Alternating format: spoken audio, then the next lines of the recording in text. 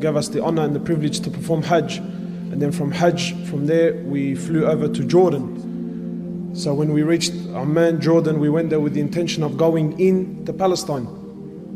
So from there, we jump onto a bus and we head in. And as you get to the borders, you see the Israeli flag stands extremely high.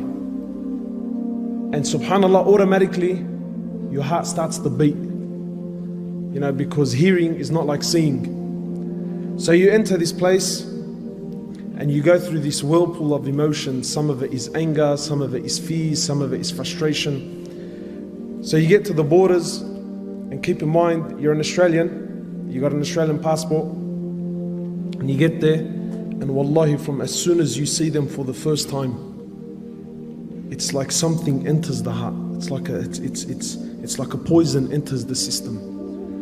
And from as soon as you make contact with them, no smiles, no welcomes, no nothing whatsoever, you're automatically made to feel like an outcast. So you get to the border there, they take you off the bus, you walk in, and you sit for an hour, 2, 3, 4, 5, 6, 7, 8, and you haven't been questioned yet. You're an Australian that wants to go in, and you haven't been questioned yet. And as you sit and you watch, you'll see a Palestinian citizen, an old senior man, a man who we might call Amma or Hajj, or an old man, at least at the age of 70, 75 years of age. And you see a young Israeli soldier, a female, maybe about 18 years old, 19 years old, talking down at him, giving him orders, Wallah al-Azim, like he's an animal, like he has no value, no worth, nothing whatsoever. Talking down at him, full if you could call it talking, it was more like barking, right? And you feel it, Wallah al-Azim, you feel it, and you sit there and you bite your tongue. And this is a Palestinian.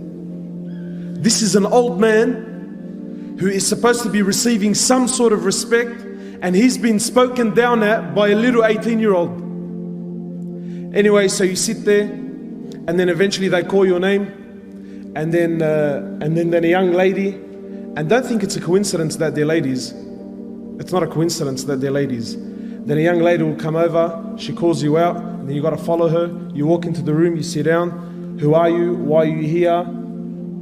And then she starts to ask, why have you come to Palestine? And what, sorry, they call it Israel. But why are you here? What business do you want from here? Why do you choose to come here? Why didn't you just go straight home? Full on. And this can carry on.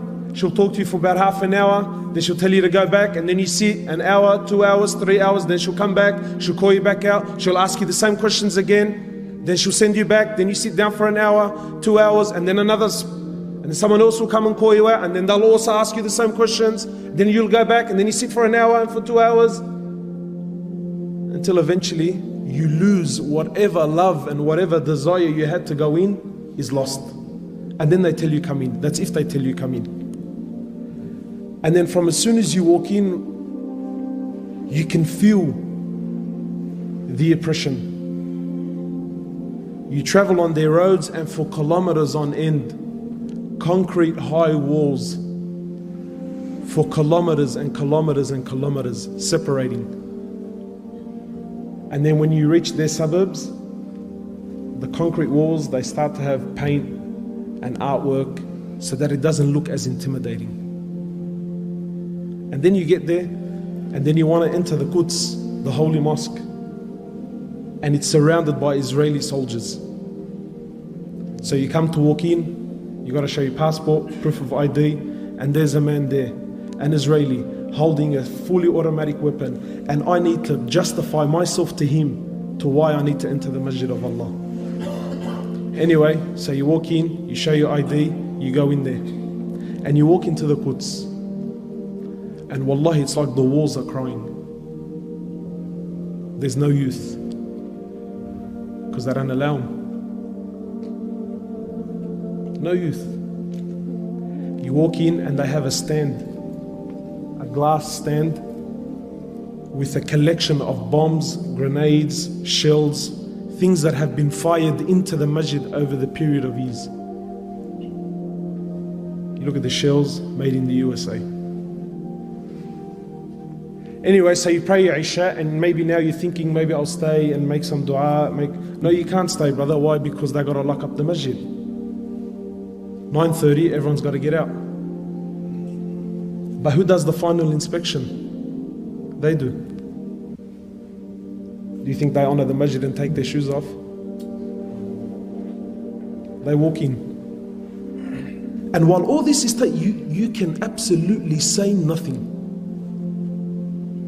And then you speak to the local and you tell him, how come, how come where's all the Muslims? How come there isn't more people? He tells you, brother, I have to show my passport and my ID 5 times before I reach the doors of the masjid. This is a citizen. He has to show his ID and his passport 5 times before he can reach the masjid. And if he forgets it, so let's just say he's forgotten, right? He can get charged. He falls into harm. You imagine, in this country, you cannot travel from Lakemba to say Lakemba to Darwich. Say from Lakemba to Darwich. You get stopped twice. This is for the citizen, never mind the tourist. The citizen, his own country, he gets stopped twice. And twice he has to stop, prove who he is, get out of the car. If his wife is with him, she also has to get out of the car. The car's got to get inspected. Every single day. And if this brother has to go to Darwich twice, 3 times, 4 times, it's the same guard. He's seen him the first time. He's seen him a couple of hours ago. Him, his wife, his kids have to get out of the car and they have to inspect. But it gets worse. It gets worse. So we're traveling along the highway and you see this beautiful land of Palestine. And in the midst you see this odd object, this object that has nothing to do with the surroundings. And it's a container. Just a container that's sitting in the middle of bush. You think, how did that possibly get there? You know what it is, brothers? It's Palestinian land that some Jewish person puts his container on there, but it doesn't do anything. And it sits for a month, 2, 3, a year, 2 years, until it becomes normal to you. Until the Palestinians no longer question the container. And then what does he do? He builds a house there. It's become his land. That blunt, it's not, it's bluntly. And you see these little containers everywhere.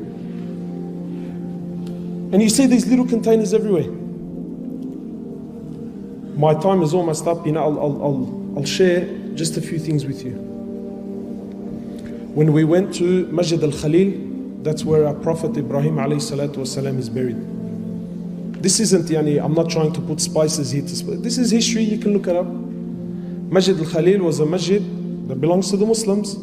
In 1994, Salat al-Fajr, the Muslims were there praying Salat al-Fajr. A Jew from the States, a doctor, walks in and opens fire to the Muslims that were praying. While in sujood, kills 30 and wounds 125. So what do you think happened? I'll tell you what happened.